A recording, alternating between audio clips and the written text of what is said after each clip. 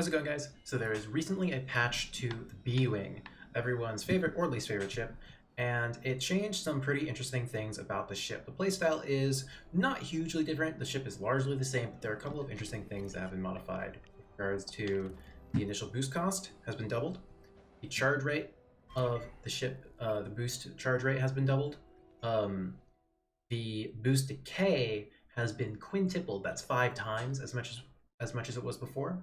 And the maneuverability penalty while firing standard lasers has been reduced. So we're going to start not by just looking at the B-Wing as it was before. So I'm in practice mode right now, and this is the old version of the B-Wing. All the patches are server side, so all the patches from here on out are server side, so the practice mode is not effective. If you play on practice mode, you're playing with the old B-Wing. So let's get into how the old B-Wing flies by comparison. So initial boost cost, old B-Wing 5%. I can boost 20 times, 6, 7, 8, 9, 10, 11, 12, 13, 14, 15, 16, 17, 18. I get up to 18 this time. The maximum is 19. Then there's just a little bit of extra boost used up whenever you boost for more than like an instant, like the Bear's instant. Decay is very slow. So you see as I shoot, I'm losing weapon energy much faster than I'm using, actually I'm using the wrong ship for this. Let me just switch to the standard engine. So if I charge up some boost here, I'm going to charge up to 2 bars of boost energy. As I shoot, you see there's a pretty substantial difference to shooting and churning and not shooting while turning. Now as I put my power to weapons, I lose boost energy much faster, or much slower, excuse me, than I use up weapon energy. So all that weapon energy, see, I retain boost energy for a really long time. So after I shoot all my weapons, I still have a bunch of boost energy, and I can keep my power in weapons while I am shooting, and I don't really have to worry about losing that boost energy. Yeah, so that is the B-Wing in the old practice mode.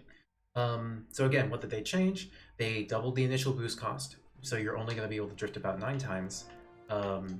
They doubled the charge rate, so it's going to take half as long to charge up all of your boost energy. They increased the boost decay, and they decreased the maneuverability penalty on both standard and rotary cannons while you shoot. So it'll be easier to track targets, whether drifting or not.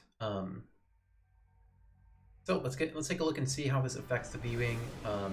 First, on a mechanical level, in game with the new B-Wing. Anytime you want to test out the new ships, just make a custom game like I just did here. You'll start out with the new patch. So you can see immediately the charge rate looks much faster, right? It's much more satisfying to put power in engines and see it charge up all the way. So, but also, right, 4, 5, 6, 7, 8, 9, and I don't quite get to 10. So, as expected, initial boost usage rate is doubled, and there's a little bit, and the maneuverability penalty when you shoot and you turn is less noticeable.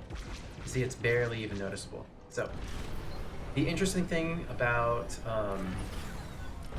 these changes is that boosting and drifting like gasping is way less effective than before. You can see, right, like doing this, I'm already pretty much out of energy. I have to like spend a lot of time with power and engines just to get this energy back up. And I'm really slow on doing this. You can see my speed is below 100 most of the time, and it just barely gets up to 130, even using the boost tech I use, which is throttle 0, in order to get up to maximum speed really quickly. On the X-Wings and Y-Wings, it works super well. You get immediately up to 230, 200 speed, whatever your maximum is for that ship. But it doesn't work so well on the B-Wing if you're turning around and stuff. The acceleration value while boosting is just really rough.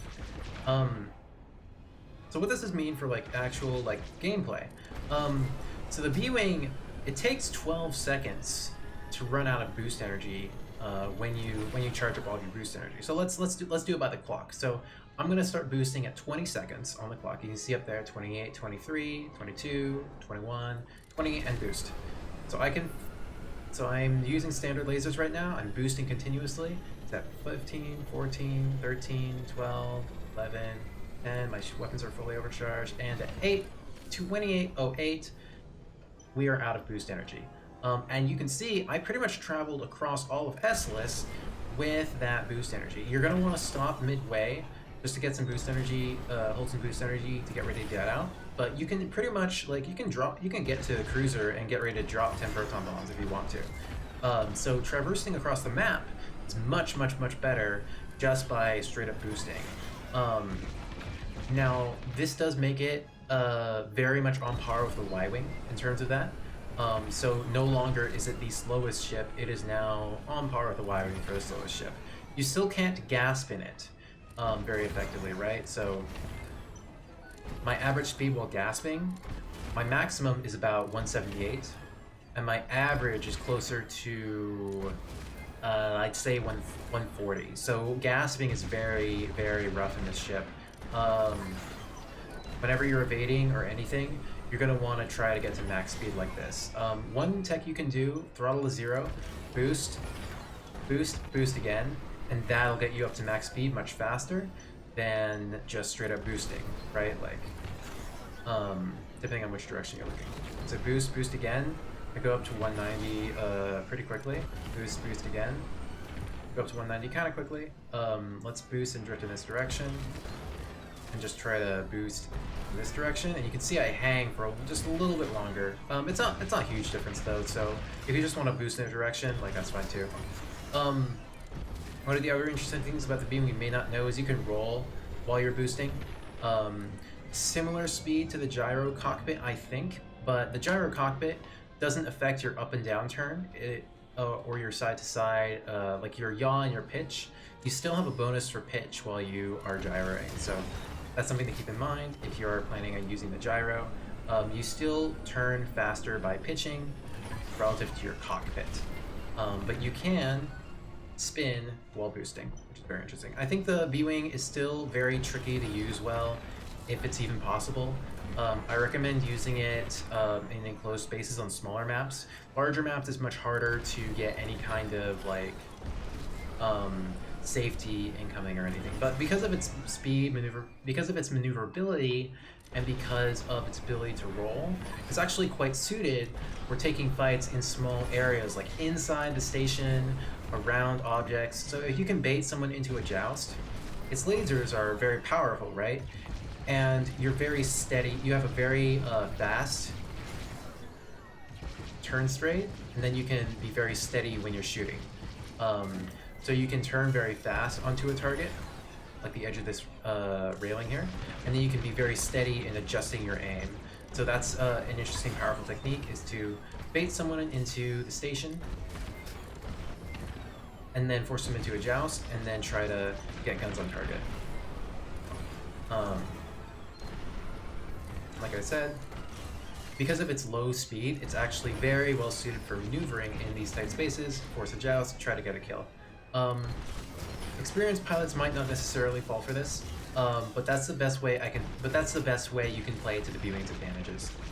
I think the best way to use this is still the 10 proton bombs on offense with a mask and resupply support.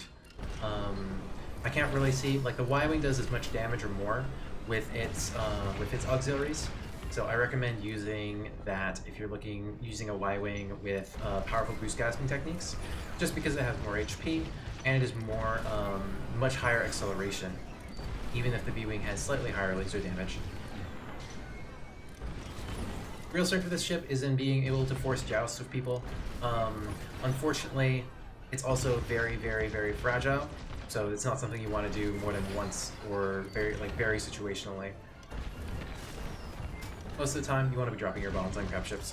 After you drop your bombs, you can kind of like dogfight a little bit, shoot some players. Your turn rates are extremely high, so totally something you can do. That's all for me, guys. I offer coaching on my Twitch stream, if you guys are interested in that. Scout Walkout also makes some very solid guides. If you're interested in any of the drift techs or anything I'm doing here, check out my drifting guide on this YouTube channel. And that's it for now. I will see you guys next time.